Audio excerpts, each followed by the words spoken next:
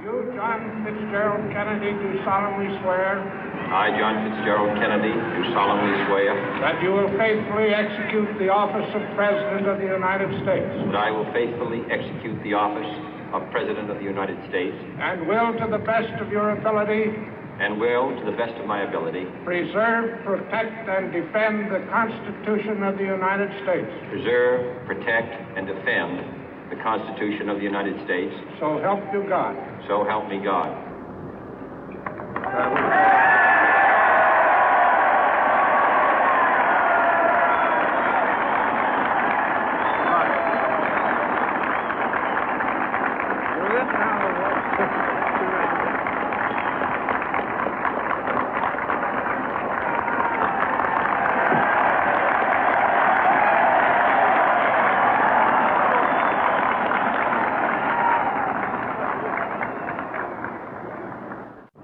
Vice President Johnson, Mr. Speaker, Mr. Chief Justice, President Eisenhower, Vice President Nixon, President Truman, Reverend clergy, fellow citizens.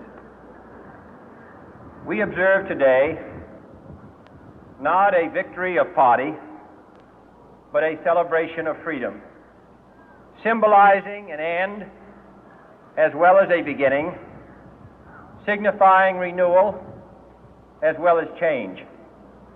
For I have sworn before you and Almighty God the same solemn oath our forebears prescribed nearly a century and 3/4 ago. The world is very different now, for man holds in his mortal hands the power to abolish all forms of human poverty and all forms of human life. And yet the same revolutionary beliefs for which our forebears fought are still at issue around the globe. The belief that the rights of man come not from the generosity of the state, but from the hand of God. We dare not forget today that we are the heirs of that first revolution.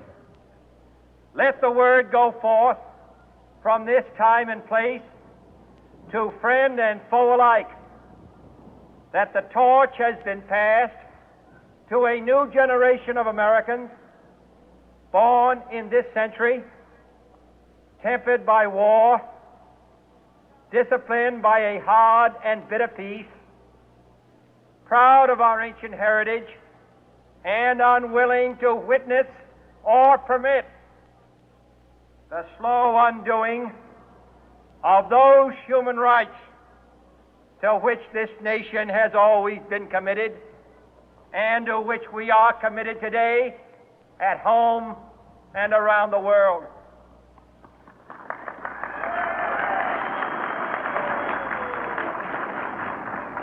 Let every nation know, whether it wishes us well or ill, that we shall pay any price, bear any burden, meet any hardship, support any friend, oppose any foe to assure the survival and the success of liberty.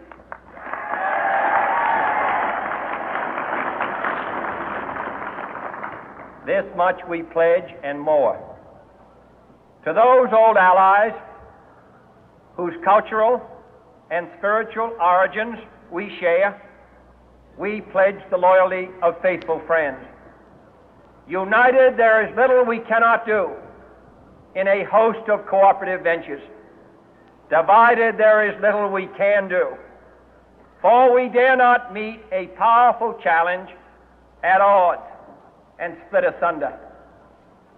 To those new states whom we welcome to the ranks of the free, we pledge our word that one form of colonial control shall not have passed away, merely to be replaced by a far more iron tyranny. We shall not always expect to find them supporting our view, but we shall always hope to find them strongly supporting their own freedom, and to remember that in the past, those who foolishly sought power by riding the back of the tiger ended up inside.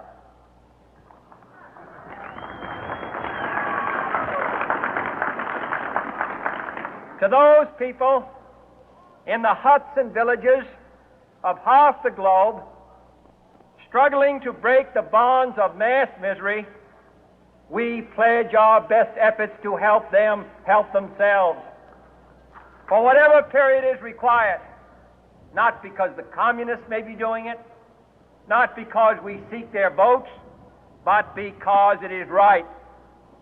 If a free society cannot help the many who are poor, it cannot save the few who are rich.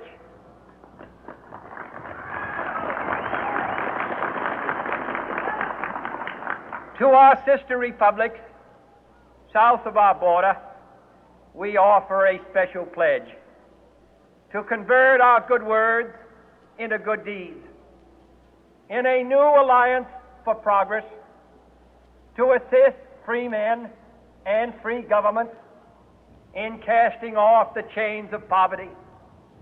But this peaceful revolution of hope cannot become the prey of hostile powers.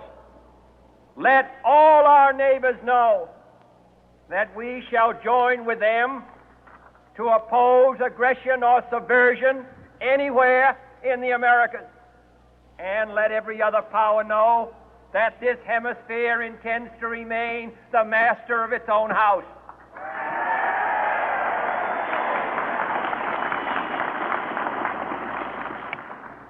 To that World Assembly of Sovereign States, the United Nations, our last best hope, in an age where the instruments of war have far outpaced the instruments of peace, we renew our pledge of support to prevent it from becoming merely a forum for invective, to strengthen its shield of the new and the weak, and to enlarge the area in which its writ may run. Finally, to those nations who would make themselves our adversary, we offer not a pledge, but a request that both sides begin anew the quest for peace. Before the dark powers of destruction, unleashed by science, engulf all humanity in planned or accidental self-destruction, we dare not tempt them with weakness, for only when our arms are sufficient beyond doubt can we be certain beyond doubt that they will never be employed. But neither can two great and powerful groups of nations take comfort from our present course, both sides overburdened by the cost of modern weapons